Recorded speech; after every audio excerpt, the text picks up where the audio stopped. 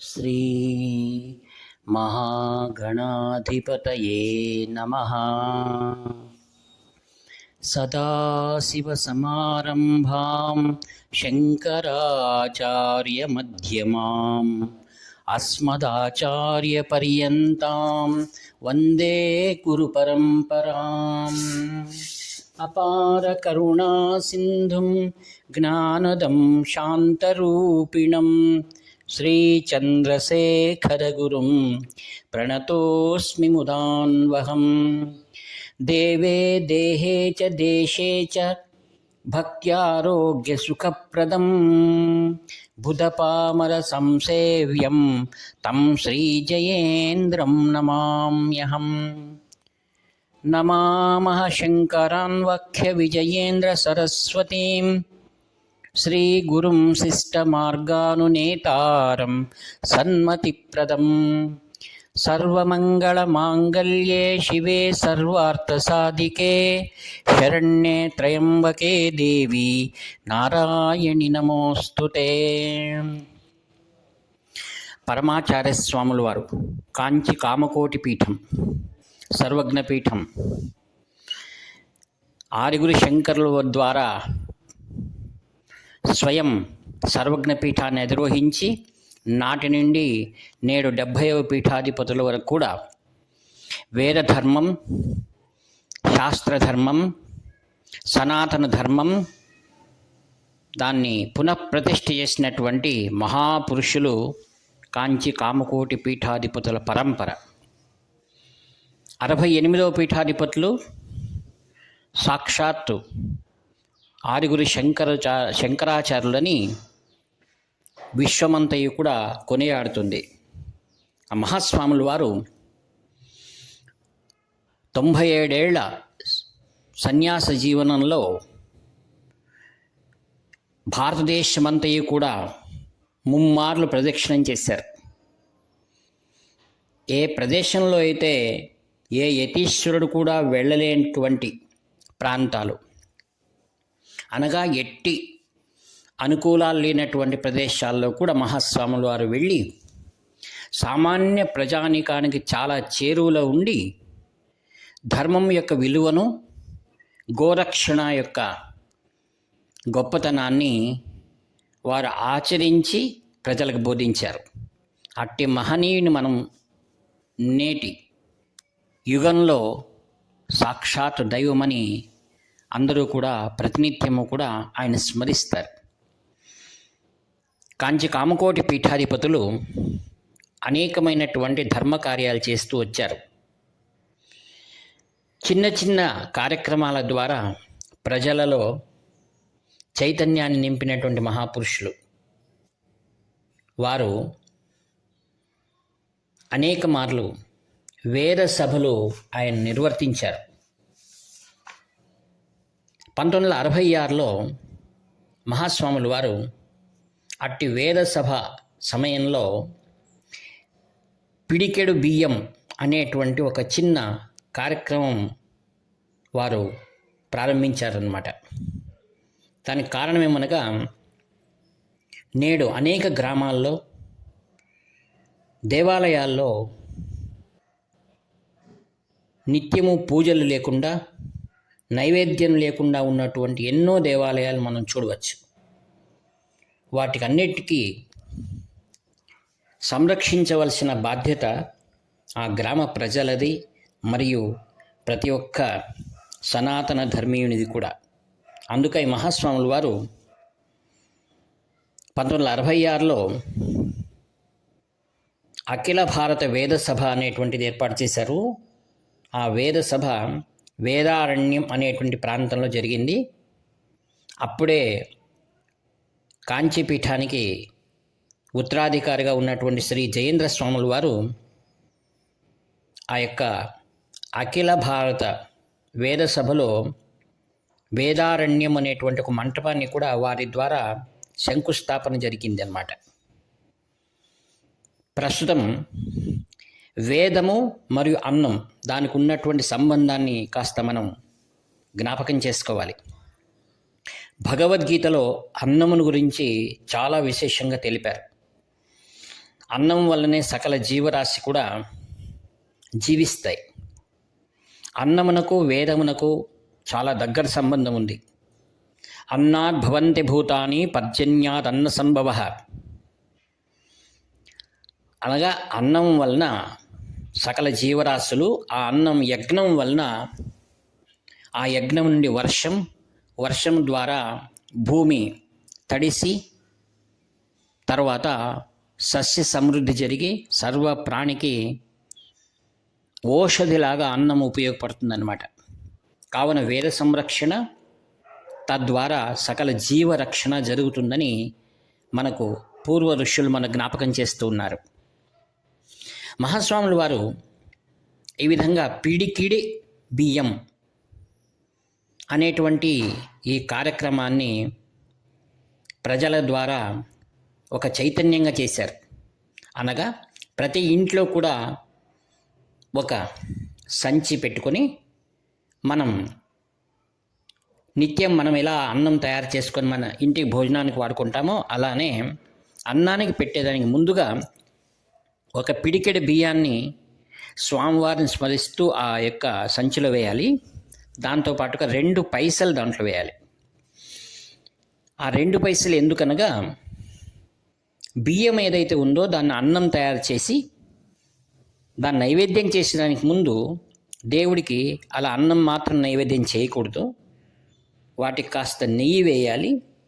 తర్వాత ఏదో పులగమ లేదైనా పులిహోరనో ఏదైనా చేసేటువంటి దానికి కావలసినటువంటిది వస్తువులు ఏవైతే ఉన్నాయో వాటిని తీసుకోవడానికి కోసం ఈ యొక్క 2 పైసలు అవసరమవుతుందన్నమాట.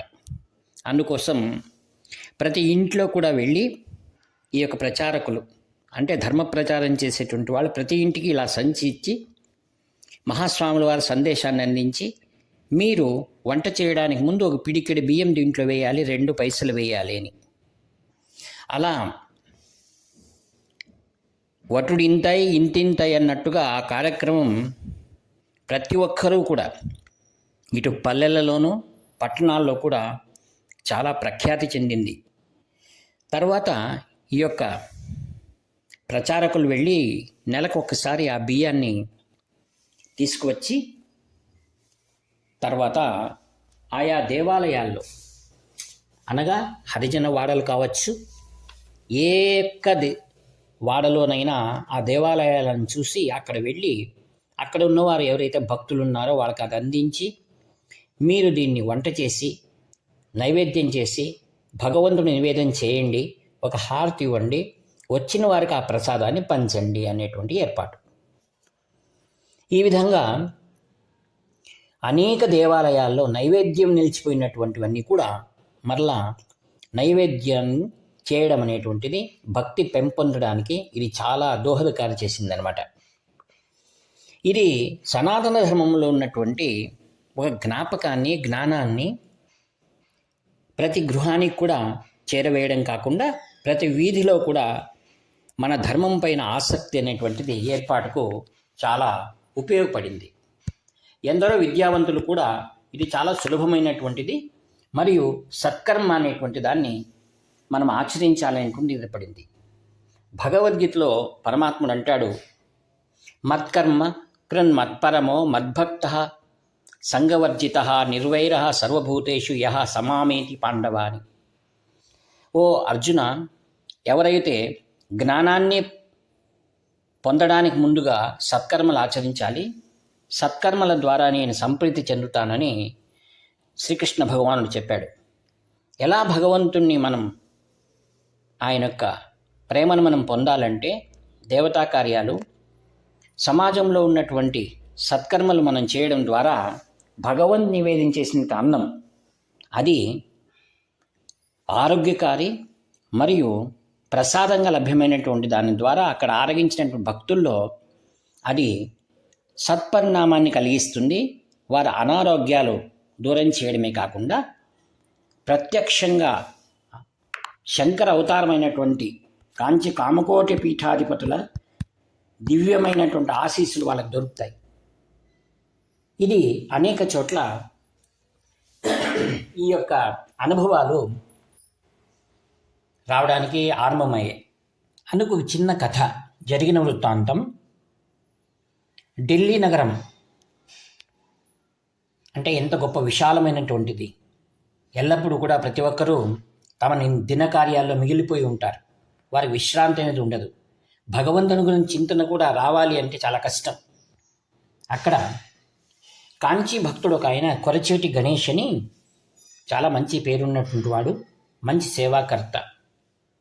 మహాస్వాముల వారి నుంచి వచ్చినటువంటి సందేశాన్ని హృదయానికి తీసుకున్నటువంటి ఆయన దీన్ని ప్రజల్లో ప్రచారం బాగా చేశాడు.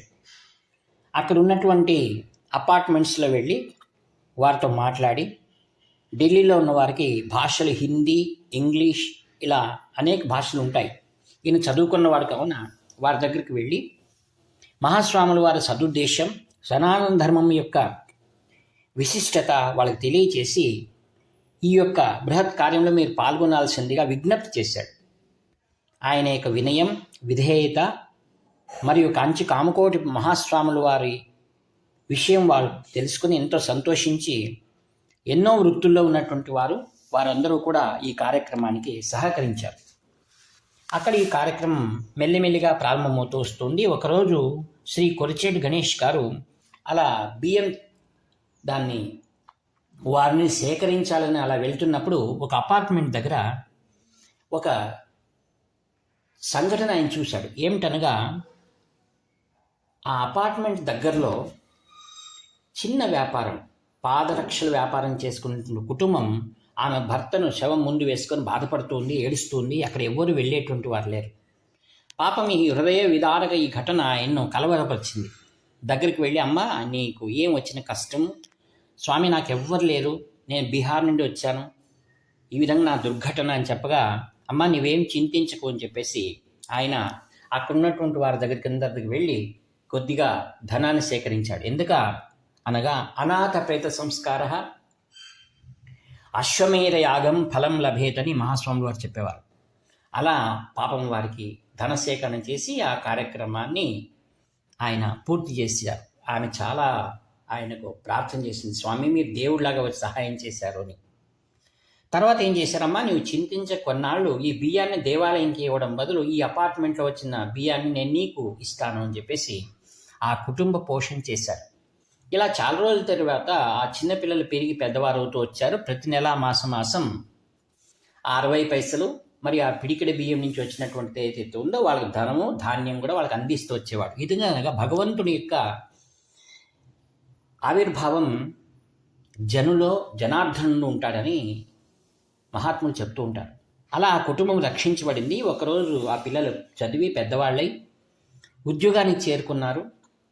మరి ఒకసారి ఆయన వెళ్ళి కొరచేటి గణేష్ గారు, అమ్మ ఈ బియ్యం కూడా వస్తున్నాయా నీకు? అన్ని సరే స్వామి అమ్మని ప్రార్థించింది. స్వామి నాకు ఇంక ముందు అవసరం లేదు అని. ఎందుకమ్మా ఏమైంది అంటే, నా కుమారుడు ఏదో చిన్న ఉద్యోగాలు చేరుకున్నారు, అమ్మ ఇంకా తీసుకో పర్వాలేదంటే, వద్దు స్వామి ఆ యొక్క బియ్యం ఏదైతే ఉందో మీరు ముందు దేనికి ఉపయోగించేటువంటి వారో వాటికే మీరు ఉపయోగించండి అని ఆమె చెప్పింది. ఆమెలో ఏం పరిణామం ఏర్పడిందంటే, భగవత్ సేవ అనేటువంటిది చాలా ముఖ్యం. దీనివల్ల కేవలం ఆ ప్రసాదం తిన్న వాళ్ళలో శరీర పోషణ మాత్రమే కాకుండా హృదయమైనటువంటి ఏదైతే సంస్కారాలు అందరికి కలుగుతాయనేటువంటిది ఆమె ఇక్కడ వివరిస్తుందన్నమాట.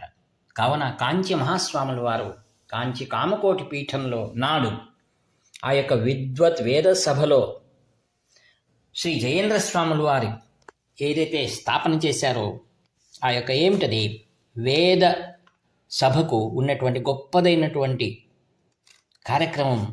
దాంట్లో దీని జ్ఞాపకార్థం వేదారణ్యంలో ఆ మంటపంలో తీసుకున్న నిర్ణయం నాటి నుండి సర్వమంతా కూడా వెలుగుతుంది. ఈ విధంగా కాంచి కామకోటి పీఠం జనుల మధ్యలో ఉంటూ ప్రజలకు ఆవశ్యకమైనటువంటిది ప్రజల ద్వారా చేయిస్తూ ప్రజలలో జ్ఞానం అనేటువంటిది, సత్కర్మలు అనేటువంటి దాన్ని ప్రతిబింబిస్తూ ఉంటుందన్నమాట.